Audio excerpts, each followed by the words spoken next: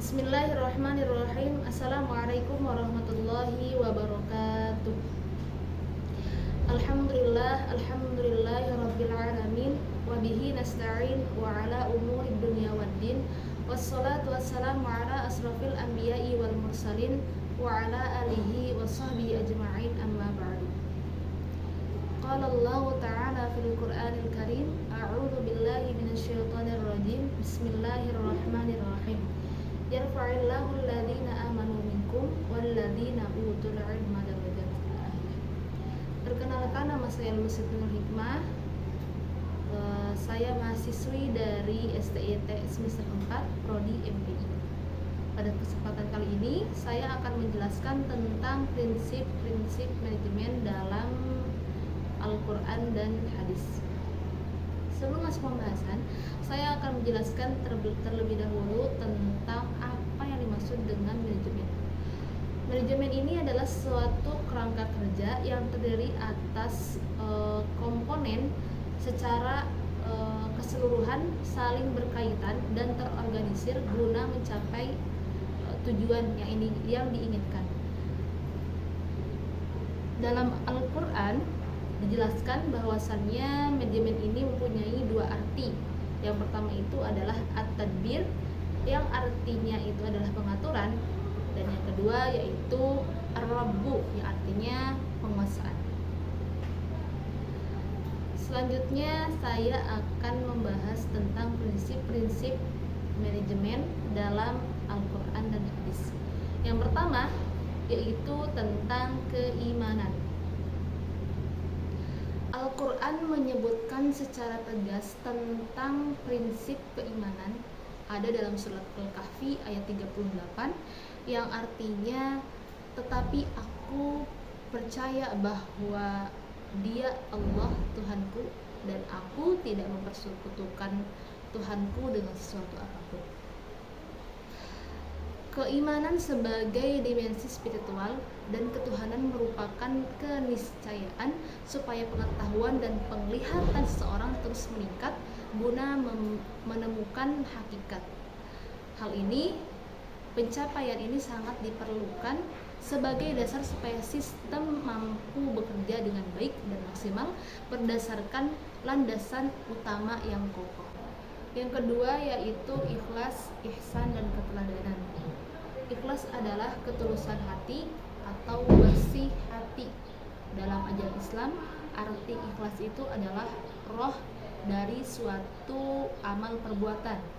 Jadi kita sebagai manusia, sesuatu yang kita kerjakan, sesuatu yang kita perbuat itu semata-mata hanya untuk beribadah kepada Allah Subhanahu wa taala.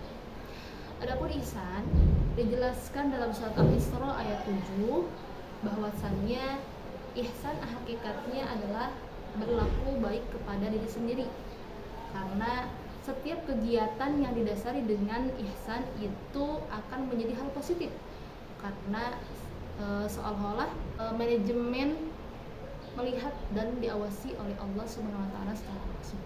Adapun nilai keteladanan sebagai nilai yang mampu menyokong pemberdayaan sumber daya manusia, khususnya top manajemen, berperan penting dalam memberikan keteladanan. Yang ketiga yaitu kesatuan. Dapat dipahami bahwa dalam proses manajemen, top manajemen ini harus tunggal, karena jika ada lebih dari satu, maka akan menimbulkan kericuan atau kebingungan bagi bawahannya. Oleh karena itu, dibuatlah satu kelompok atau satu tim yang mempunyai tujuan yang sama. Selanjutnya yaitu musyawarah. Musyawarah memiliki tujuan untuk mengambil keputusan secara bersama. Dengan melakukan proses musyawarah sebelum mengambil kebijakan akan membuat masalah lebih mudah diatasi. Jadi musyawarah ini sangatlah penting guna mengambil kebijakan yang memungkinkan keterlibatan berbagai macam pihak. Selanjutnya yaitu akuntabilitas. Akuntabilitas ini adalah bentuk pertanggungjawaban seseorang atau suatu organisasi kepada pihak-pihak yang berhak mendapatkan keterangan kerja dalam proses menjalankan tugas demi mencapai suatu tujuan yang ditetapkan. Selanjutnya yaitu efektif dan efisien. Kata efektif dan efisien ini selalu bersamaan dalam suatu manajemen. Karena mengapa?